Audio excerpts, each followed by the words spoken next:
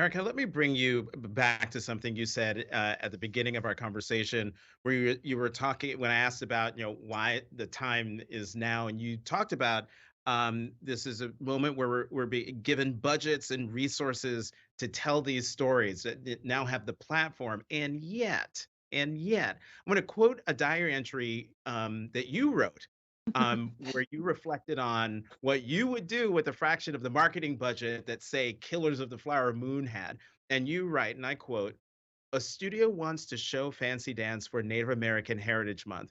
They are sad to say they can't buy the film, but they would love to sponsor a screening for their employees in November.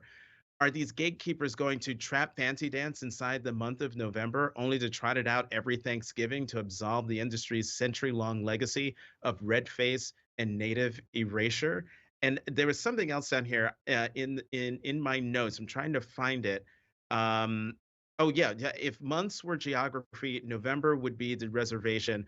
30 square days contained by a fence of diversity panels and a $500 stipend. It does say free lunch though, so maybe.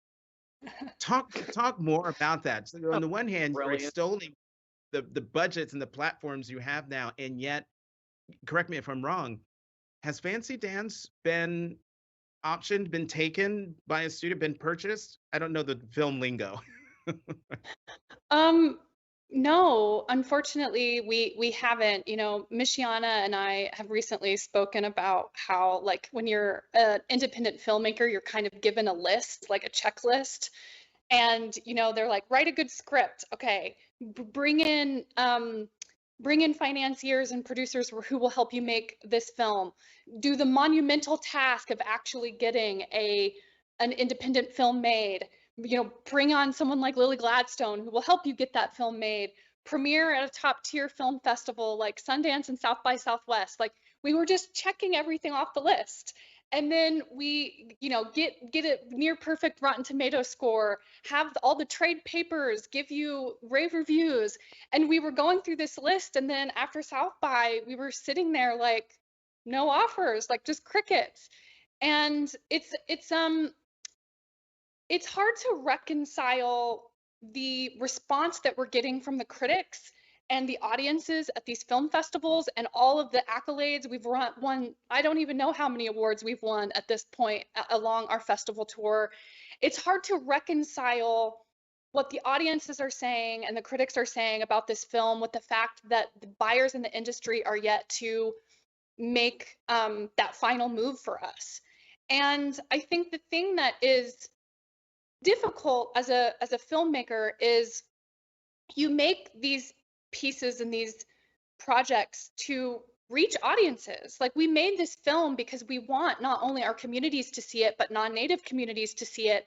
And we want them to laugh and be entertained. It's not like you're going to watch Fancy Dance and just be bombarded with like a history lesson or something. Like, there's fun, there's laughs, there's antics, there's thriller elements, there's drama, there's tears. Like, there's a lot going on here just as a business product that we are seeing audiences respond to. And I think, I got to share in that beautiful moment at Cannes where Killers premiered, and it was so wonderful to be there with Lily and witness that monumental occasion, not only for Lily, but also for Native peoples to see that film be received and have the budgets and the money. And now I think the next part of that conversation needs to be companies like Apple or Amazon or Netflix and all of these folks to recognize us native filmmakers who are telling stories with the same topics, the same actors, this in the same state, that we should be given the runway with small percentages of those budgets so that we can reach audiences. Because right now, the only version of this story in Oklahoma that can be consumed is the one made by a non-native person. And it's a beautiful, wonderful film that's exploring all these incredible things with this massive scope. I just hope that also a smaller film like this, made with the intention that comes with being a Native person, can also be reached so that we can have a conversation about all of these points of view and about all of the approaches to these important stories.